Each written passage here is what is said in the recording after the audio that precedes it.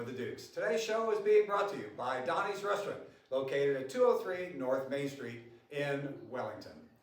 Today we have a very special show. 15 days ago on Monday Night Football, a Buffalo Bills safety by the name of Damar Hamlin actually collapsed on the field and went into cardiac arrest. Today we're going to talk about the accident itself and what happened and how it relates to Wellington itself. And then after the break, we'll talk about what we're actually doing here in Wellington and within the school district to keep situations like this held to a very small, minute minimum. To my immediate left, we have Coach Rob Howells. He is the football coach here at Wellington High School. And to my immediate right, we have our athletic director, John Bowman. We are going to be talking from both a sports point of view and a situation where parents are involved, where the students are involved, and where accidents could actually happen, not necessarily on the football field or the volleyball gym floor, but anywhere within the school district. So welcome to both of you. Both of you have indicated that you actually had the game on when this accident took place, when Damar Hamlin, a safety for the Buffalo Bills, actually tackled one of the wide receivers of the Cincinnati Bengals. It didn't look like a particularly hard hit. It was hard, but not a violent hit or anything like that. Something that would cause cardiac arrest. So we'll start with you, Coach. Give me one word, your initial reaction to seeing that accident actually happen on the field. When I saw it, I was concerned.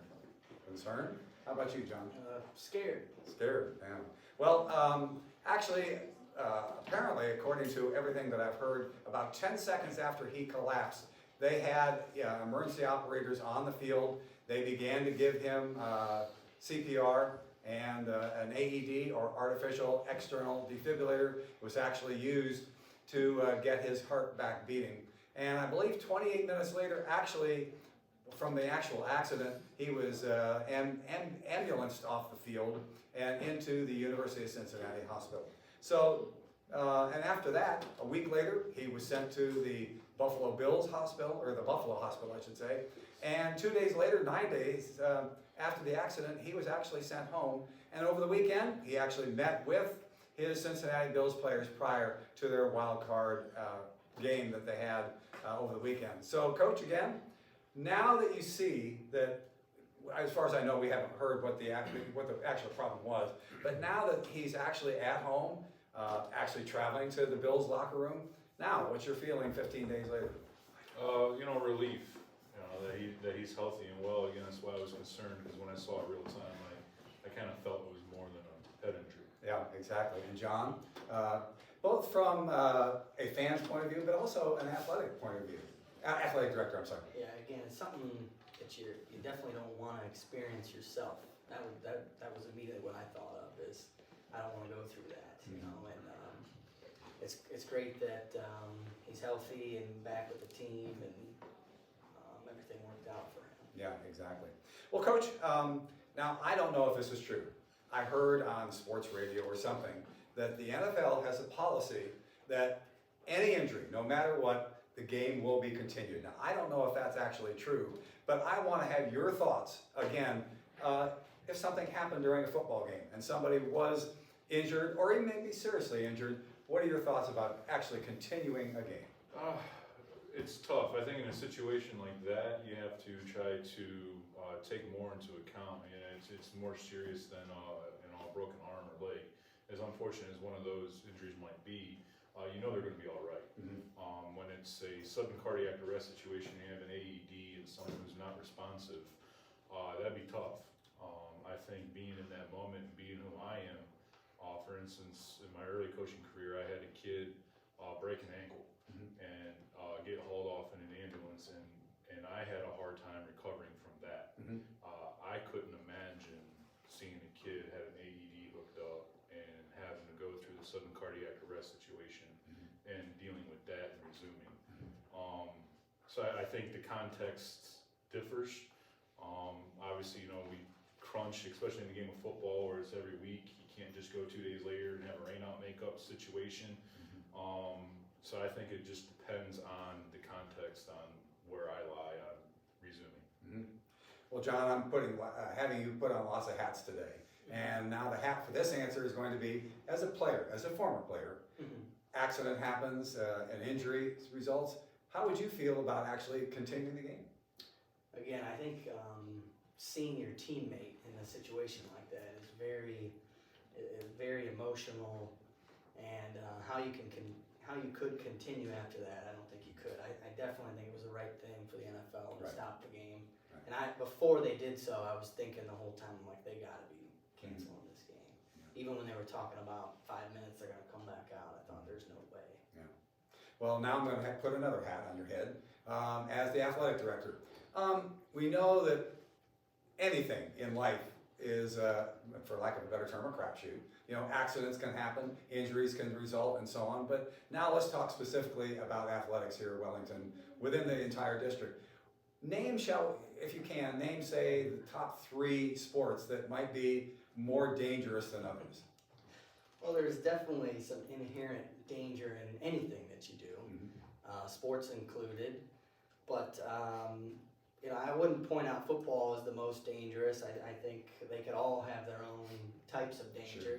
Cross country, you may be running to a point of exhaustion. Soccer, there's less equipment, you could get hurt. You're throwing baseball and softball, you're having hard objects thrown at you. So each sport kind of has its own inherent risk. I also would say, it's no different than when we get in a car every morning and drive to work or drive to school. That's a high risk, where you can be injured or whatever. And me and Coach Howells were talking, we've seen it more where the fans get hurt. We've had fans get hurt at games, seriously hurt at games. And I bet you that would ring true across the professional leagues. I bet you there's more fan injuries and fan deaths than there are, players that are dying on the field in any sport. Yeah, exactly. Well, Coach, you and I were talking before the episode here. Last year we had a fan actually slip in the stands.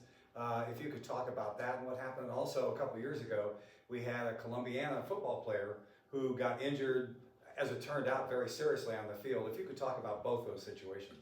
Yeah, we had a young kid from Columbiana a few years ago have a concussion, and nothing got diagnosed during the game. So it wasn't like the Hamlin situation, but after the game, they thought it would be best that he get in an ambulance and go to a nearby hospital instead of get back on the team bus. So that was slightly different being after the game. Obviously, lots of concern for the kid. I stayed in contact with their coach. Our team sent, a get well soon card and that good stuff. That's good. So the goodwill was there, and luckily it wasn't one of our own. But as Mr. Bowman said, we've seen fans get hurt in our stands at our games, and they get slippery, and someone slipped and fell and bumped their head, and again had to have medical attention and stuff like that. So it's inherent, as he said, driving your car to school or work every day. There's inherited risks in everything we choose to do. Well, John, obviously before each game, each match, whatever you want to call it, there's got to be medical preparations involved. What are the medical preparations that you have to do as the AD, putting a different hat on? What do you have to do, or what do you have to arrange with that, within the entire village to have medical support there in case an injury in the stands, an injury on the field or the volleyball court, something like that? Well, specifically for football, there is an ambulance on site and all EMTs, but the OHSAA has a lot of guidelines and a lot of certifications that coaches need to get as far as you're trained in a sudden cardiac arrest situation, obviously first aid and CPR, concussion awareness, which again, concussion, it wasn't 10 years ago, I was still in school, or a little bit more than that, and concussion wasn't a word that anybody used. And now, I feel like the game, all of our sports really are the safest they've ever been, as far as, going to lengths to make sure that measures are met so that, situations don't come about. But, there's a lot of regulation on that, because, people are aware of those situations that have happened in the past, and thankfully we've learned from those situations.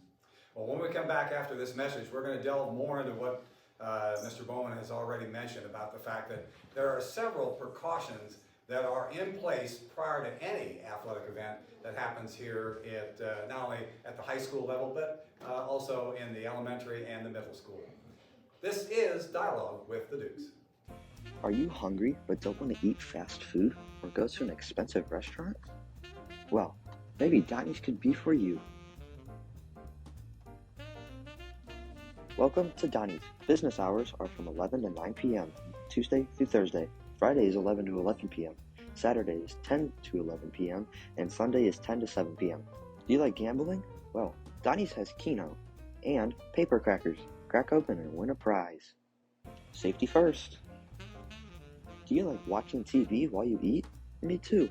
Donnie's has multiple TVs with different channels on them. You like football? They have football. You like the news? They have the news. And while you're eating, they have comfortable, relaxing music playing. Donnie's also has merchandise. Are you a stressed out adult over the age of 21? Well, Donnie's has a wide variety of beverages.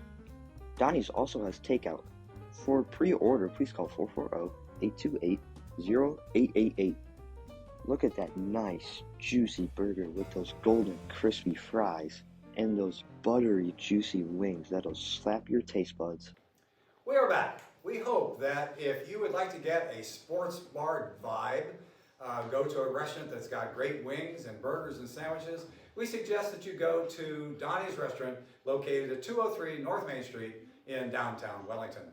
We've been talking with Coach Howells and Mr. Bowman, the athletic director here at Wellington High School, about the DeMar Hamlin incident that happened 15 days ago and how things can be compared to not only his incident and what happened and how quickly the medical team actually got out on the field and helped him and how quickly he was sent to the hospital, and now in retrospect how he's actually up and home and visiting the Buffalo Bills locker room. Certainly a great thing. As Coach Howell said, the concern is safety, is away from the situation and the fact that he seems to be okay. Now, we don't know for sure yet what actually happened, but he seems to be better, needless to say.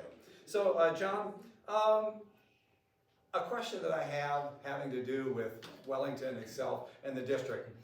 Every athlete has to get or go through a physical. What's involved in the physical? Well, again, it's something that every athlete has to have to participate in a sport. And it doesn't matter what sport that is, they all have to have that physical. That's OHSA regulated. And in a perfect world, the doctor's looking for stuff that are pre-existing medical conditions to make coaches aware, administration aware, trainers aware, or they're often looking for cardio problems that could result in some risk of sudden cardiac arrest. So basically, it's just that precursor of giving everybody knowledge of what exists with this student, and also a way to make sure that they're fit enough to play sports. Now, does he go to his own doctor, or she go to his own doctor, or can they go to any other doctor who might not have the background information? They could go to any doctor. Most of them go to the same doctor that they've been going to. Well, Coach, there's got to be responsibility involved, and certainly the idea of getting a physical, but there's got to be responsibilities on both sides of the coin, the parent side and the student side. In other words, there's got to be some responsibility for, if nothing else, owning up to a situation that you might be having. Yeah, exactly, and I think that starts with the physical, because there is a questionnaire that goes along with the physical about pre-existing conditions, things, maybe heat illness, things like that, different situations during exercise. So first of all, you have to be honest on your physical and report it, so that the doctor knows, so they can take a further look. And then, as the season goes on and plays out, any sorts of bumps, bruises needs to be, the student athlete needs to bring that to the attention of the trainer. And then after the trainer, the parent and student may decide to go to their own doctor or sports doctor, and that's fine. But then the constant communication, making sure that there's letters and communication of what's going on to that trainer, to the coach, and then again, awareness. We can't treat, we can't coach, we can't do anything if we don't know. So again, just that general communication too, so that we know something's going on. Because again, in football, especially in the heat in August, if someone's not feeling well, you get to sit down, sit in the shade, have some water, and let's figure this thing out. But if I don't know anything's going on, it's hard to help. Yeah. Now, if they are ordered out of the game, or 2 games, or 3 games, don't they have to perform some kind of test in front of the trainer? For concussion protocol and testing, yes, they do. They have to sit out at least 15 to 20 minutes after having what we used to call getting your bell rung. And then there's certain steps they have to go through in order to return. If they are not able to return, then it's a whole protocol, a 5 to 7 day process that includes a doctor clearance. So they have to go see a medical doctor and get cleared that way. Exactly. Well, I've mentioned AED, artificial external defibrillator, which was used during the Damar Hamlin situation. Do we have AEDs? And if we do, where are they located? Yeah, we're well equipped with the AEDs. There's one in every gym. There's several here in the building and across the other buildings. Whenever we host a home event, there's one on site in one way or the other. Our trainer has one, he carries with him. So yes, well equipped with the AEDs. Now, Coach, obviously, we made the comment about football, and yeah, it may not be the most dangerous sport, but injuries happen. And I noticed, during the football season, sitting up in the stands, that after any injury, whether it's a cramp or a leg injury or anything, and it's not just our team, but both teams kind of go into maybe a huddle or different huddles without getting any top secret things or anything like what's actually said in the huddles there. Well, it all depends, and I play 2 different roles depending on the side of the ball we're on. But sometimes there's a huddle around the player, obviously trying to figure out what's going on with coaches and medical staff. Sometimes I'm part of that. Then obviously you have the general sideline probably huddling. I was brought up, and I know there's different opinions on it, but we usually take a knee, whether it's our guy or opponent, just out of a show of sign of respect. You don't know exactly what's going on in that moment. And then the guys on the field, obviously there's some concern with the injury, but then there's some coaching going on too. It's a free timeout, and from a strategy standpoint, you're trying to get your guys lined up and ready to go. But I would say that's more so in more of a cramped situation. If a squad needs to be called on the field, the shift in concern immediately turns to that player and their well-being and what's going on, and then the context changes to because in high school we haven't had a situation, at least in my years of playing and coaching, where I've had that and we still resume. Right. So then it's again trying to, like Mr. Bowman said before, get those players' emotions down and let them know that they're going to be all right and then we can resume the game. Exactly. Well, sometimes we only have one trainer, Scott Bryan. Give a shout out to him. Sometimes we have more than one event going on. In fact, often we have more than one event going on. If something serious happens, such as a cardiac arrest that happened in the Damar Hamlin situation, do we have anybody else that's qualified, I guess that's the right word, qualified in CPR, qualified in using the defibrillator and so on? Yes, as I mentioned, all coaches are trained in that, and pretty much every CPR certification includes an AED certification now. So I've been trained in that. Really the AED, you lay it all out and it talks to you. It walks you through the process. So it's really, it's as complicated as you might think one of those things are. They're very easy to use. As long as you can keep your cool in that situation, it walks you right through it. Good. Now, the reason why I wanted to bring in the idea that this can happen anywhere. It can happen on the football field. It can happen in the classroom. It can happen in the hall. It can happen on the playground. It can happen anywhere. Are there emergency procedures that are specifically set up within the district in case an emergency happens? Short answer, yes. Good. There's, and again, the context depends, but yes, and actually even a couple years ago, we had a PD put on by our school where every staff member got CPR and AED trained. So there are protocols and policies in place. If, A happens, we're doing, Z. And then on top of that, everyone's been trained by our school district. Well, to me, that would be certainly a parent would say, oh, well, that's certainly good to hear, that something could actually be ready in case of an emergency. John, I'm going to use a situation, using the DeMar Hamlin situation, but bringing it from that situation down to our level. And now I'm putting both the administration hat on and the AD hat on. Did we learn anything from the DeMar Hamlin situation that can be applied to us within the Wellington School District? Well, I think it's always important to have a plan and make sure that everybody knows what your plan is. And so that's, out of these tragedies that happen, that's the good thing that comes out of them, is it makes people aware, and we react to them and be prepared next time. Mm-hmm. So again, having a plan and knowing, maybe having that awareness again to say, hey coaches, this just came about, let's revisit this and make sure we know what we're gonna do if that situation, God forbid, it ever happens. Do you actually have conversations with the different coaches specifically? Yeah, every location pretty much has its own emergency plan, and that's something that Scott, the trainer, walks through with everybody. And again, because each AED location is different, and each sport brings its own, different things. But again, those are things that we do plan for. Well, Coach, one final question. And people who watch Dialogue with the Dukes and watch the football ones may remember that I asked essentially the same question. If you could, ease the parents' minds, and now we're talking obviously about specifically football, only because of DeMar Hamlin's situation.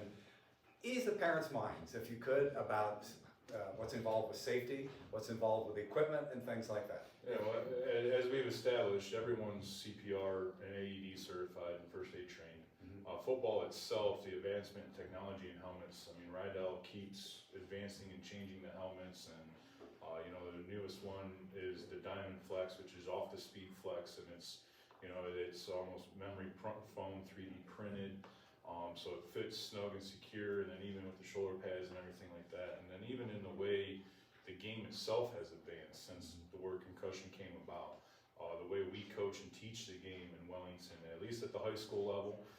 And I've been doing a great job of trying to meet with the younger coaches. I know 7 through 12 is on the same wavelength, and I'm doing my best to get with the 5th and 6th graders who tackle, because we don't tackle any younger than that in Wellington anymore.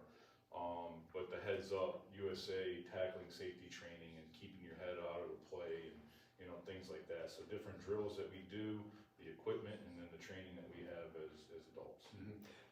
Just as an aside, how often is, like the helmets, you mentioned the helmets and the differences, how often is the equipment itself maybe completely changed out, or maybe one piece of equipment per year? Well, it's really a two-part answer. 10 years, a helmet's not allowed to be around more than 10 years. Okay. So every 10 years a helmet is phased out, but every single season they go back and get retested, recertified. It's called reconditioning. So they check the air, if there's air in the shell, and every year the athletic department sends them to get them reconditioned and recertified. Exactly.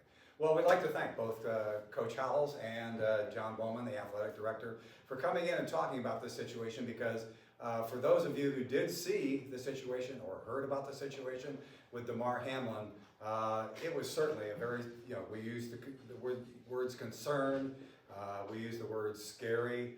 It was a scary and concerning situation, and something really serious could have happened in this, because, as I said, it wasn't necessarily, it was a hard hit, but I wouldn't necessarily call it a violent hit or anything. Something that you would think would cause cardiac arrest, and yet cardiac arrest can really rear its ugly head anywhere.